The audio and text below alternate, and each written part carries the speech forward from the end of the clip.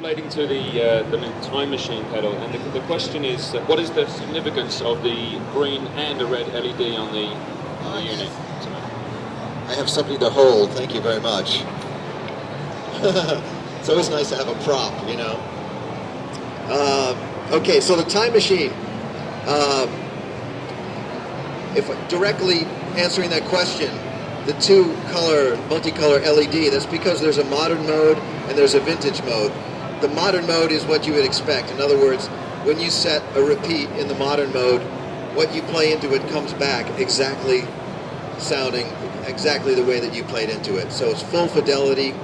There's no overt tape compression or saturation that we're trying to emulate. It's pretty much going to whack you right in the face just the way that you played it. And then when you switch to the vintage mode, a really unique simulation of tape saturation kicks in.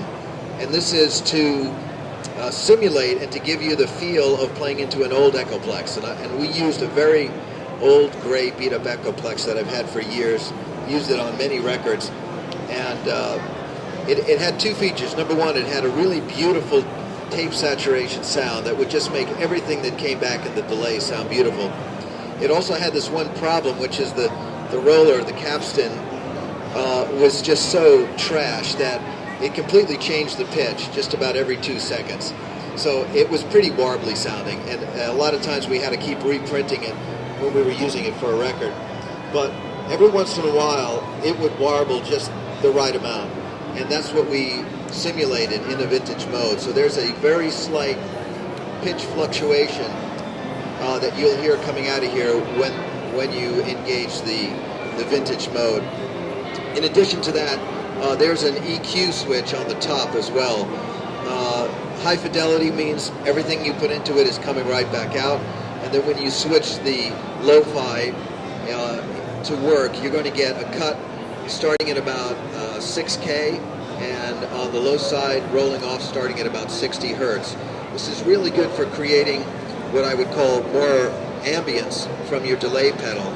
If you're not looking for actual repeats, but you're really looking for something that's just more like repeats, delays, almost more functioning more as a reverb in a way.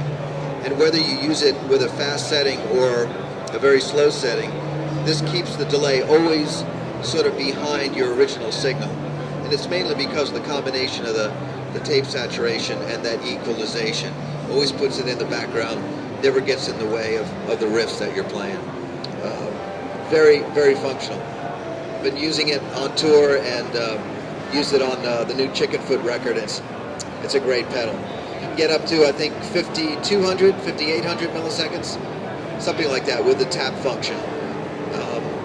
So if you really like those ultra long delays, I don't think I've ever used 5,000 milliseconds for anything, but you've got it if you want it.